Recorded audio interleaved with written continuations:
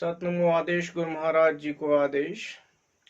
पिछले वीडियो में हमने चर्चा की थी कि किस प्रकार से बहुत से कारण रहते हैं जो कि हमारे साधना के पथ में बड़ी बाधाएं बन जाते हैं और इन कारणों की वजह से मनुष्य का आत्मिक और आध्यात्मिक विकास नहीं हो पाता। और हमने ये भी चर्चा की थी कि किस तरीके से इन कारणों को हम धीरे धीरे विजुलाइज करें, इवेल्युएट करें और इनको अपने साधना के मार्ग से हटा करके आगे हम अपने जो आध्यात्मिक जो उन्नति है उसके लिए काम करें। उसी वीडियो के चलते हम थोड़ा सा और आपके साथ इस बारे में चर्चा करेंगे कि किस प्रकार जो विकार रहते हैं वह हमारे मानसिक स्तर, जो हमारे मेंटल लेवल तक रहते हैं, जिनको कि हम मनोविकार कहते हैं। और साथ ही हम चर्चा करेंगे कि ये जो मेंटल विकार, मेंटली जो हमारे अंदर जो डिसऑर्डर्स जो साधना के पथ पर आ जाते हैं, उसका जो बड़ा कारण जो हमारे डिजिटल जो टॉक्सिसिटी है उसके बारे में भी चर्चा करेंगे कि ये डिजिटल टॉक्सिसिटी होती क्या चीज है। पहले तो हम मनोविकारों के बारे में बात करें कि बहुत सारे अरसे से हमारे खास तौर पे हिंदू समाज और सनातन पद्धति के जितने भी लोग हैं उनमें कुछ रिचुअल्स, कुछ ऐसी चीजें हमारे जो माइंड में ऐसे इम्बाइब हो गई हैं with the passage of time, जो कि पीढ़ियों दर पीढ़ी चलती आ रही है। और ये सारी जो चीजें हमारे जो सबकॉन्शियस माइंड, जो हमारे दिमाग के अंदर इतने गहरे तरीके से घर कर जाती हैं जो कि इतनी जल्दी नहीं निकल पाती। और बार बार आदमी जो साधक है, जो साधना करना चाहता है, उसके मन में अलग अलग तरीके के विचार उन्हीं जो पुरानी जो थॉट्स हैं उनकी वजह से आते हैं। से फॉर एग्जाम्पल, उदाहरण के तौर पर हम ये देख लेते हैं कि जो हमारा सनातन धर्म है वह उत्पत्ति के तौर पे बहुत ही सुंदर धर्म था।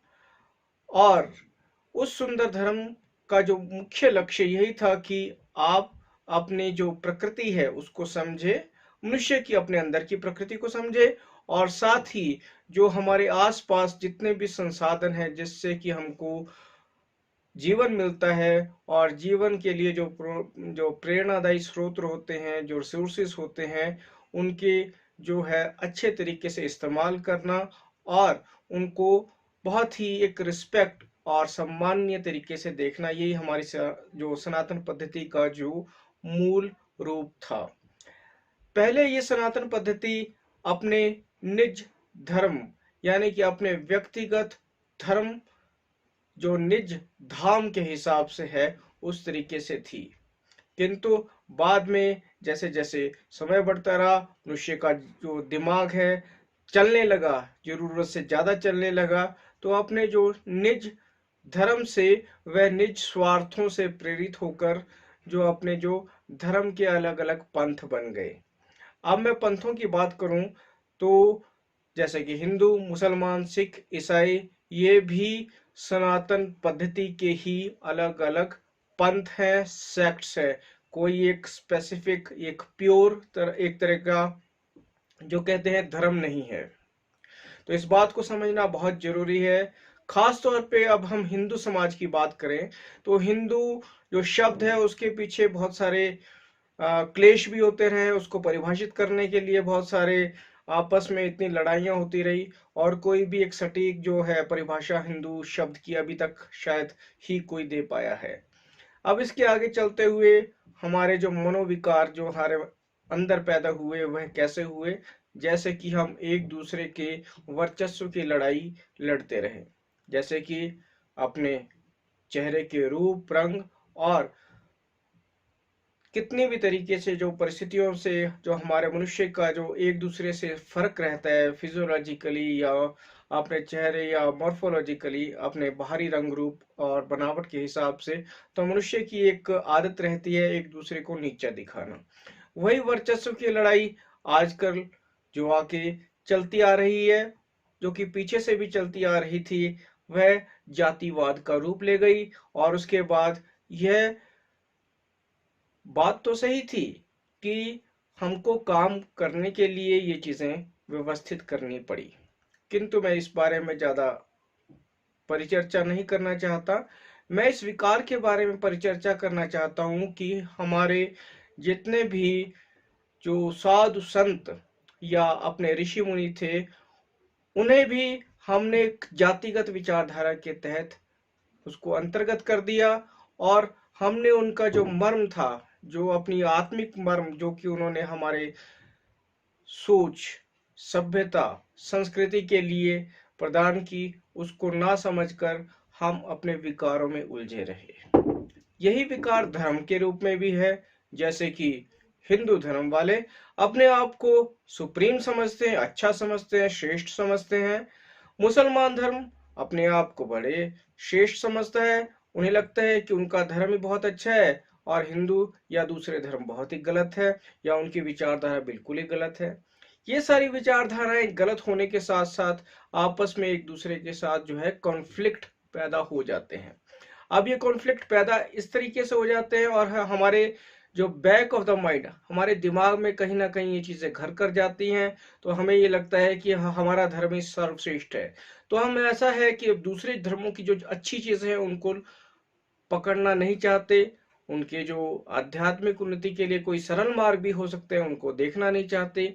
बस हमें ये समझना है कि हमारा ही जो पाथ है, तरीका है, प्रणाली है और काम करने का तरीका बहुत ही अच्छा और बहुत ही सर्वोत्तम है। तो इस तरीके से हमें ये विकार पैदा हो जाते हैं कि हम खुले मन से दूसरों की चीजों को एक्सेप्ट ही नहीं करते। खुले मन से हम दूसरों की जो आध्यात्मिक मार्ग की या कोई अच्छी बातें, उनको हम एक्सेप्ट ही नहीं करते, उन्हें हम इम्बाइब करने की, उन्हें हम अपने जीवन में उतारने की कोशिश ही नहीं करते। सिर्फ धर्म, भाषा और छोटी छोटी चीजों को लेकर के हमें ये लगता है कि भाई हमारा ही जो सेटअप है बहुत ही अच्छा है, तो हमें यही करना है। तो ये तो रहा विकार। विकार इस तरीके से पैदा हो जाते हैं, उससे क्या मानसिक क्षमता, जो हमारे थॉट प्रोसेस की, हमारे सोचने समझने की क्षमता है, उस पर एक तरह का विराम लग जाता है, ब्रेक लग जाती है। अब इस ब्रेक लगने के कारण होता यह है कि हमारे मन में संकीर्णता पैदा हो जाती है। इस संकीर्णता के पैदा होने के साथ हम जो आध्यात्मिक मार्ग में उन्नति करने में जो एक बाधा पैदा हो जाती है, वही एक मेंटल डिसऑर्डर है, मनोविकार है हमारे जो उन्नति के लिए। अब हम बात करते हैं कि जो टॉक्सिसिटी, जैसे जैसे हमारे जो सोशल मीडिया और डिजिटल जो मीडिया है उसका ग्रोथ हुआ है पिछले 10-15 सालों में, तो विद्वान लोग, बहुत अच्छे अच्छे विद्वान लोग अपने अपने तरीके से प्रचार प्रसार करते हैं अपने क्रियाकलापों का, अपने धर्म का, अपने योग की जो समझ है उनका। अब होता यह है कि हमारे इन्हीं वजह से हमारे जो पढ़ने वाले हैं, जो इनको देखने वाले हैं, जो इनको निरंतर फॉलो करते हैं, उनमें क्या होता है, एक इंफॉर्मेशन का एक जखीरा पैदा हो जाता है, बहुत बड़ा जखीरा पैदा हो जाता है। और यह जखीरा सिर्फ एक ऐसा है कॉन्फ्लिक्टिंग थॉट प्रोसेस का जखीरा है, जो कि एक दूसरे के विरोधाभास में अक्सर रहते हैं। तो इस तरीके से जो साधक है वह कंफ्यूजन और एक भ्रम की स्थिति में आ जाता है। इसको बोलते हैं डिजिटल टॉक्सिसिटी। ये डिजिटल टॉक्सिसिटी हमारे आध्यात्मिक मार्ग के लिए भी बड़ी नुकसानदेह चीज है। पहले तो हमने बात की कि जो मानसिक संकीर्णता हमारे समाज में हमारे रीति रिवाजों की वजह से और गलत जो हमारी सोच समझ है उसकी वजह से जो आ जाती है। दूसरी जो हमारी जो बाधा है, वह अत्यधिक जो इन्फॉर्मेशन जो हम गैदर कर लेते हैं, और जो इन्फॉर्मेशन जो कि कुछ मामलों में प्रैक्टिकल नहीं होती है, उसको भी हम गैदर कर लेते हैं, इकट्ठा कर लेते हैं, उससे होता ये है कि भी साधक बहुत ही बड़ी एक असमंजस की स्थिति में आ जाता है। तो मैं तो ये समझता हूँ कि पहले आदमी को जो अपने जो मनोविकार है, अपने मेंटल जो लेवल है उसको इम्प्रूव करने की जो कोशिश करनी चाहिए। अपने मन में जो फालतू फालतू की जो चीजें हैं, जो कि ऐसा लगता है कि भी हमें रखनी नहीं चाहिए, एक कंप्यूटर की भांति उसे फाइल्स को, अनवांटेड फाइल्स को डिलीट कर देना चाहिए। और समय समय पर एक रेगुलर थॉट में इस चीज को जरूर लेके आए कि भी जो अनवांटेड जो हमारे थॉट्स हैं उसको अपने दिमाग की जो मेमोरी है उससे परमानेंटली डिलीट कर दें। अब कारण क्या है, कैसे कैसे थॉट प्रोसेस जो हमारे अंदर है जो कि विकार पैदा करते हैं, वह हमें ये समझना है कि जो मनुष्य का जो शरीर है, किसी भी जगह में हम रह रहे हैं, किसी भी वर्ग से संबंधित है, किसी भी देश से संबंधित है, या किसी भी जो एथनिक ग्रुप से संबंधित है, उनकी जो बेसिक जो संरचना है वह लगभग एक ही है। अब जबकि हमारी जो बेसिक जो संरचना है वह एक ही है, तो इसका मतलब कि जो हमारा जो काम करने का, सोचने समझने का तरीका लगभग एक जैसा ही होना चाहिए। इसी तरीके को समझना अपने शरीर और मानव विज्ञान को समझना है। पहले आदमी अपने जो फिजिकल बॉडी है, उस शरीर के विज्ञान को समझे कि सबका विज्ञान एक जैसा ही रहता है।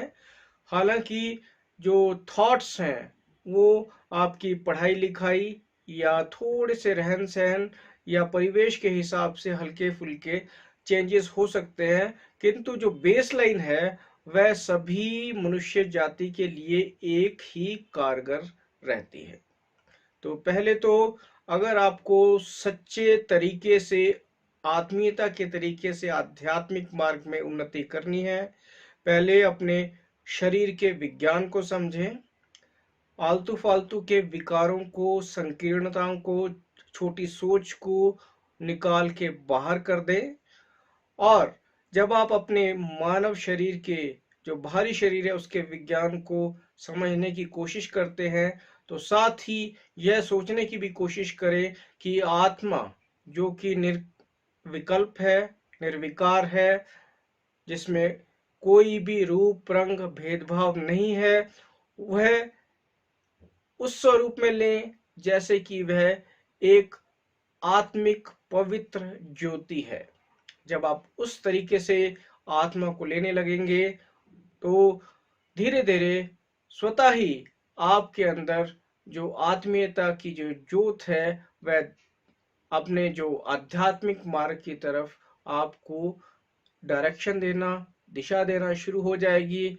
और आप कुछ ही दिनों में, कुछ महीनों में अपने अंदर, अपने जो सोच है उसके अंदर परिवर्तन महसूस करना शुरू कर देंगे। तो मतलब सिर्फ और सिर्फ अपने जो मानसिक स्तर की जो उन्नति से है। अगर आप मानसिक स्तर से उन्नत नहीं है तो आध्यात्मिक रूप से आप किसी भी तरीके से उन्नति नहीं कर सकते। तो आज के इस वीडियो में केवल इतना ही। आशा करते हैं आज का ये वीडियो आपको पसंद आया होगा। कृपया हमारे चैनल को लाइक, शेयर व सब्सक्राइब जरूर करें ताकि आने वाले वीडियो के बारे में आपको नोटिफिकेशन भी समय समय पर मिलती रहे। तो मिलते हैं अगले वीडियो पे। नमस्कार।